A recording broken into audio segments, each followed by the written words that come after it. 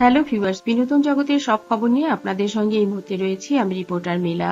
দীর্ঘদিন পর আবার আপনাদের সঙ্গে ফিরে এলাম বাংলাদেশের সব বিনোদন নিউজ নিয়ে। আমরা জানি যে সুপারস্টার শাকিব খানকে আপনারা কতটা ভালোবাসেন, আর সুপারস্টার শাকিব খানের নিউজ মানে আপনাদের কাছে বাড়তি কিছু, বেশি কিছু, অন্যরকম আলোচনা এবং ভালোবাসা বাড়তি পাওয়া। তিনি বলেন, বৈষম্য বিরোধী ছাত্র আন্দোলনে যুক্ত সবার চাওয়া পূরণ হয়েছে, জয় পেয়েছে আন্দোলনকারী শিক্ষার্থীরা। কিন্তু এই জয়ের আনন্দ যেন আমাদের দেশের প্রতিটি মানুষ যেন এর আনন্দ সমানভাবে পায়, দেশের মানুষের প্রতি ভালোবাসা আর দায়বদ্ধতা ম্লান করে না দেয়। এই মুহূর্তে আমাদের সবার আরো বেশি সহানুভূতিশীল হতে হবে।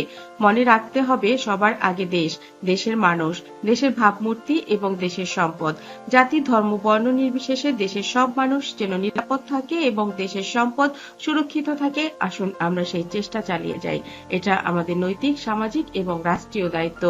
সুপারস্টার শাকিব খান আগেও যখন আন্দোলন চলছিল তখন তিনি বলেছিলেন, আমার প্রাণের বাংলাদেশ এভাবে রক্তাক্ত হতে পারে না, কারো মা বাবার বুক এভাবে খালি হতে পারে না। আপনারা যারা অভিভাবক পর্যায়ে আছেন তাদের কাছে অনুরোধ রইল, এখনই আন্দোলনরত শিক্ষার্থীদের সাথে কথা বলে এই সংকটের যৌক্তিক সমাধান বের করুন। সব ধরনের সংঘাতের পরিসমাপ্তি চাই। চমৎকার চমৎকার কথা বলেছিলেন এবং সাথে থেকেছিলেন ছাত্রদের। বন্ধুরা, এটাই তো আসলে মানবিকতা, এটাই আসলে আসল হিরোর কাজ। সুপারস্টার শাকিব খানকে আমরা যারা শাকিব ভক্ত রয়েছি তারা একটা অভিনন্দন জানাতেই পারি।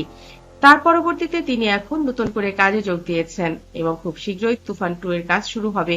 আমরা যারা তুফান 1 দেখেছি তারা জানি কি চমৎকার একটা সিনেমা ছিল, যদিও সিনেমাটির গল্প থাকবে আসলে দ্বিতীয় পর্ব তুফান 2 তেই। নিশ্চয়ই আমরা সেই সিনেমাটিও অনেক ভালো। শাকিব খানের পাশাপাশি চিত্রনায়িকা অপু বিশ্বাসও বলেন, আমাদেরকে এখন অনেক কাজ করতে হবে। দেশ এবং দেশের এই যে অশান্ত পরিবেশ, এটা আসলে শান্তি ফিরে আসুক। আমরা চাই দেশের ছোট ছোট ছেলেমেয়েরা যে কাজগুলো করে দেখিয়েছে সেই পথ ধরে বড়রা সবকিছু ভালোভাবে এগিয়ে নিয়ে যায়।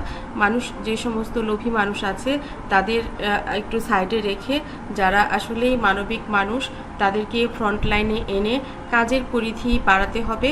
বড় বড় কলকারখানা, বড় বড় শিল্প প্রতিষ্ঠান গড়ে তুলতে হবে যাতে মানুষরা কাজ করতে পারে, কোনো বেকার মানুষ বাংলাদেশে না থাকে। যখন অনেক কাজ থাকবে, মানুষ কাজ পাবে, সংসারকে সুন্দরভাবে এগিয়ে নিতে পারবে, তখন মানুষের মধ্যে মূল্যবোধ জাগ্রত হবে। এবং এই যে আমাদের দেশের এত কোটি মানুষ যাদের আসলে কর্ম নেই, আমাদের জনসংখ্যার সম্পদ, এই সম্পদকে যদি আমরা কাজে লাগাতে পারি তাহলেই আমরা এই দেশটাকে সোনার বাংলাদেশ করে গড়ে তুলতে পারবো। আর আমাদের মধ্যে ব্যাপার যেটা হচ্ছে, মানুষে মানুষে মানবিকতা ফিরিয়ে আনতে হবে। একজনকে দেখলে আমরা নাক ছিটকাই বা বাজে কথা বলি, সেটা না বলে তাকে বাবারে সোনারে বলে যদি তাকে দিয়ে সুন্দরভাবে কাজটা করিয়ে নেওয়া যায় কিংবা তাকে একটা সুন্দর পরিবেশে ফিরিয়ে নিয়ে আসা যায়, তাহলে আমাদের সেটাই করা।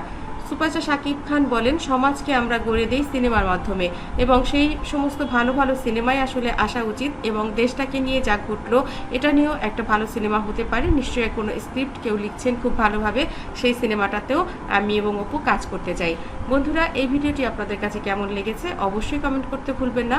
আমার চ্যানেলটি যারা ইতিপূর্বে সাবস্ক্রাইব করেছেন তাদেরকে ধন্যবাদ, যারা এখনো করেননি সব খবর সবার আগে পেতে সাবস্ক্রাইব করে বেল আইকনে ক্লিক করলেই আপনাদের কাছে পৌঁছে যাবে বিনোদন জগতের সব খবর সবার আগে। ভালো থাকবেন, ভালো রাখবেন প্রিয়জনকে। ধন্যবাদ আবার।